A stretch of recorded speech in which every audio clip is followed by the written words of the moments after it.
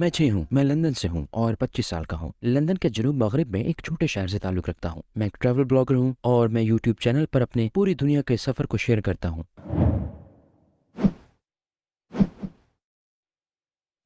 مجھے امید ہے کہ انشاءاللہ میں پوری دنیا کا مسلمانوں کے متعلق منفی تاثرات بدل دوں گا۔ اپنے یوٹیوب اور انسٹاگرام پر تمام مثبت چیزیں پوسٹ کرتا ہوں، ثقافت کے متعلق، خوراک کے متعلق، لوگوں کے متعلق اور زندگی کے طرز عمل کے متعلق، اس امید کے ساتھ کہ برطانیہ میں مسلمانوں کے متعلق تاثرات بدل جائیں گے۔ برطانیہ اور امریکہ میں مسلمانوں کے بارے میں تاثرات ناقابل یقین حد تک منفی ہیں اور میں پر امید ہوں کہ انشاءاللہ اس کو بدل دوں گا۔ اپنی ایک ویڈیو میں آپ نے کہا کہ آپ باقی ملکوں کی نسبت پاکستان اور ترکی سے زیادہ محبت کرتے ہیں، اس کی وجہ کیا ہے؟ پاکستان اور ترکی کیوں؟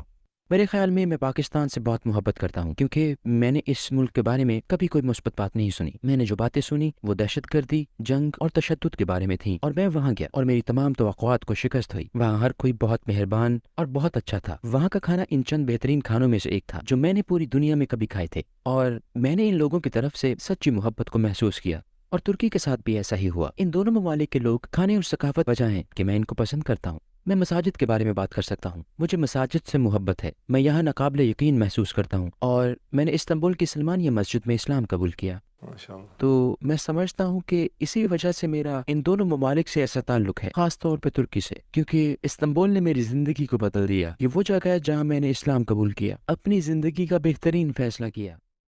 اور میں نے کہا، اے خدا، مجھے پرواہ نہیں کہ یہ بائبل کا خدا ہے یا قرآن کا، مجھے اشارہ دے تاکہ 100% درست راستہ جان لوں۔ پھر میں سونے چلا گیا، لیکن جب جاگا تو میں نے خود کو بہت محفوظ محسوس کیا۔ میں واقعی بہت محفوظ محسوس کر رہا تھا۔ میں نے کبھی کسی حوالے سے اتنا محفوظ محسوس نہیں کیا۔ میرا سارا اضطراب اور شک و شبہات ختم ہو گئے تھے، سورج کے سامنے برف کی طرح، اور میں نے خود سے کہا شاید میں مسلمان ہو گیا ہوں۔ پھر ظاہر ہے مجھے دوسرے لوگوں کو بھی بتانا تھا۔ آپ کے ارد گرد کے لوگوں کا کیا رد عمل تھا جب آپ مسلمان ہوئے؟ اکثر کا رد عمل منفی تھا، یقیناً بہت سے لوگوں کے لیے، خصوصاً کچھ انکل اور آنٹیوں کے لیے یہ ایک صدمہ تھا۔ انہیں خبروں سے اس کا پتہ چلا، اور جب اپنی ماں کو بتایا تو وہ رونے لگیں۔ اور میری بیوی کافی کھلے ذہن کی تھی، ہاں وہ اس بارے میں بہت مثبت تھی۔ اس نے کہا، اچھا اگر اسلام ہی آپ کا حقیقی ایمان ہے اور یہ آپ کے دل میں ہے، میں کون ہوں؟ اور میری پچھلی ملازمت کے کچھ ساتھی کافی جارحانہ تھے۔ مجھے 2000 سے زیادہ موت کی دھمکیاں ملی مجھے سپورٹ کرنے والوں کی طرف سے جنہوں نے مجھے ووٹ دیا تھا۔ لوگوں نے انتہائی نفرت انگیز باتیں کی، ہم تمہاری بیوی کا ریپ کر دیں گے، تمہیں گولیاں مار دیں گے، ہمیں تمہارے بچوں کا اسکول معلوم ہے، وغیرہ وغیرہ۔ ان میں سے زیادہ تر یقیناً احمق ہیں، کیونکہ وہ کمپیوٹر پر فضول لکھنے والے پاگل لوگ ہیں۔ تو وہ کافی مشکل وقت تھا، اور مجھے اپنے کام پر بھی جانا تھا، اور یہ ایک عیسائی تنظیم تھی۔ اس کے لیڈر نے کہا، یہ ناقابل یقین ہے، اور اس نے کہا، ہاں میں نے تبدیلی محسوس کی تھی جب تم ریڈیو پر مخصوص موضوعات پر بولتے تھے تو کچھ زیادہ ہی نرم مزاج ہوتے تھے، پہلے کی طرح سخت نہیں، تم مسلمان ہو رہے تھے۔ اور جب میں نے کہا ہاں میں مسلمان ہو گیا تھا تو اس نے کہا کہ میں اس وجہ سے 2 دن تک سو نہیں سکا، میں اسے تسلیم نہ کر سکا۔ یہ انتہائی عجیب تھا، لیکن میرے لیے سب سے مشکل کام اپنے دادا کو بتانا تھا، کیونکہ میرے دادا مرنے والے تھے۔ ان کی عمر تقریباً 93-94 سال تھی، اور وہ گھر میں بسترے مرگ پر تھے۔ مجھے انہیں بتانا تھا، اور میری ماں نے مجھے کہا تھا تمہیں بتانا ہوگا کہ تمہارے دادا ان کے والد تھے۔ تو میں نے کہا اچھا تو پھر آپ کو میرے ساتھ آنا پڑے گا۔ وہ ایک ڈھال کی طرح تھے، اور میں نے صرف اتنا کہا کہ دادا میں مسلمان ہو گیا ہوں، اور پھر انہوں نے اپنی آنکھیں بند کر لیں، اور میں نے سوچا کہ ان کی سانسیں بند ہو گئی ہیں کیونکہ وہ بہت بوڑھے تھے، اور کچھ دیر کے لیے واقعی ان کی سانسیں رک گئیں، اور پھر وہ دوبارہ سانس لینے لگے، اور انہوں نے میری طرف دیکھا اور کہا چلو کم از کم تم کیتھولک تو نہیں بنے۔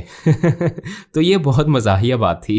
اور آخری بات ریڈیو میں میرے پرانے باس نے کہا اچھا ہمیں کیا معلوم کہ کل کو تم ہندو یا کچھ اور بن جاؤ۔ تو میں نے اس سے کہا کہ میں نے کبھی مذہب منتخب نہیں کیا، ایسا ایک ہی بار ہوا جب میں مسلمان ہوا تھا، اس سے پہلے میں نے اپنا مذہب منتخب نہیں کیا تھا۔ میں ایک عیسائی گھرانے میں پیدا ہوا، میری پرورش ایک عیسائی طریقے سے ہوئی، اور میں بہت مشکور ہوں ان تمام اچھی چیزوں کے لیے جو اس سے مجھے ملی، لیکن یہ میرا فیصلہ نہیں تھا، اور صرف ایک بار جب میں نے فیصلہ کیا تو وہ میرا مسلمان ہونے کا فیصلہ تھا، اور یہ سب سے زیادہ، جیسا میں نے کہا، مجھے لگتا ہے یہ میرا سب سے اہم فیصلہ تھا اور میرا سب سے عقل مندانہ فیصلہ تھا۔ میں نے کبھی ایک فیصلہ کرنے میں سالہ سال نہیں لگائے سوائے مسلمان ہونے کے۔ جب آپ نے السلام علیکم ورحمۃ اللہ وبرکاتہ۔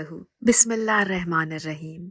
میرا نام لارن بوتھ ہے۔ میں ایک صحافی، ایک لکھاری اور ایک اداکارہ ہوں۔ میں ہیمسٹرڈ نارتھ لندن میں 1967 میں پیدا ہوئی۔ میری والدہ ماڈل تھیں اور میرے والد اداکار تھے، اور میں 20 سال کی عمر تک لندن میں رہی۔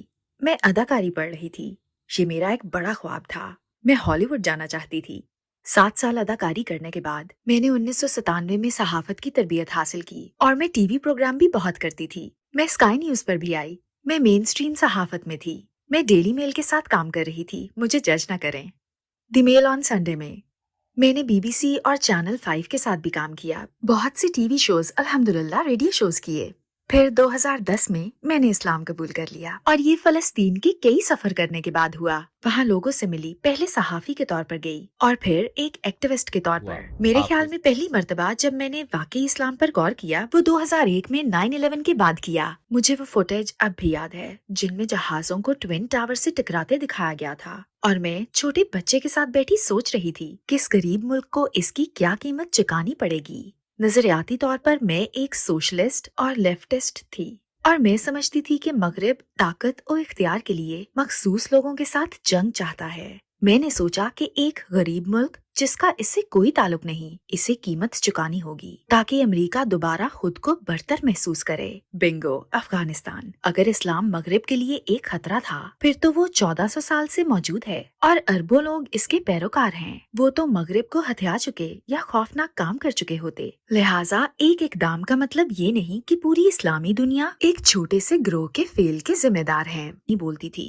मैं फलस्तीन में किसी को नहीं जानती थी, लेकिन वाकई मेरी पुश्त पर एक हाथ मुझे मजबूर कर रहा था, फलस्तीन जाओ, फलस्तीन जाओ, फलस्तीन जाओ। और फिर मैंने किसी तरबियत के बगैर खुद को तन्हा मगरबी किनारे पर पाया। मुझे याद है 2008 में एक गैर मुस्लिम की हैसियत से मैं गजा में उन लोगों के साथ मुहासरे में फंसी हुई थी जो आज भी मुहासरे में हैं। आउज़ुबिल्लाह, वो रमजान का महीना था। मैंने देखा कि लोग एक दूसरे के साथ मेहरबानियां कर रहे हैं, हालांकि वो खुद गरीब थे। लिहाजा एक दिन मैंने सोचा मुझे भी कोई नेक काम करना चाहिए। रफा के पनागजीर कैंप में फैमिली के लिए दुम्बे का गोश्त लेकर जाना चाहिए। मैं ये खाना लेकर पनागजीर कैंप में मुसलमान फैमिली के पास गई। माँ ने दरवाजा खोला। तफसल, सलाम अलैकुम, रोशनी और नूर से भरी हुई, और वो एक कैद खाने में रह रही थी। ना कुछ खाने को था ना पीने को। मैंने उससे कहा, तुम रोजा क्यों रख रही हो? मेरे ख्याल में तुम्हारा खुदा तुमसे मोहब्बत नहीं करता। मुझे ये कहते हुए अफसोस है, मेरे ख्याल में तो वो नहीं करता। वो 30 दिन तक तुम गजा वालों को प्यासा क्यों रखता है? क्या 31वां दिन तुम्हें पानी मिल जाता है? इसने कहा, नहीं, हमारे पास पानी नहीं है। मैंने कहा, अच्छा तो फिर तुम 30 दिन गजा में खाने के बगैर रहोगे? क्या 31वां दिन तुम्हारा फ्रिज भर जाएगा? इसने कहा, नहीं, ये नहीं भरेगा। मैंने कहा, तो फिर तुम्हारा खुदा तुमसे मोहब्बत नहीं करता, समझी? मुझे रोजा रखने का कोई एक फायदा भी बता दो। और उसने मुझे उस वीरान से कमरे में कहा था, मैं गरीबों को याद रखने के लिए रमजान के रोजे रखती हूँ। और इस बात पर मैंने उस लम्हे सोचा, अगर यही इस्लाम है तो मुझे मुसलमान हो जाना चाहिए। क्योंकि अगर कोई ऐसा यकीन है जिसमें आप खुदा पर ईमान रख सकते हैं और किसी दिन वो कुछ ना दे तब भी शुक्रगुजार हो सकते हैं, अगर एक ऐसा यकीन है जिसमें आपके पास खाने की एक प्लेट है और वो आप किसी अजनबी को दे देते हैं, ओह मेरे खुदा, वाह, तो यही है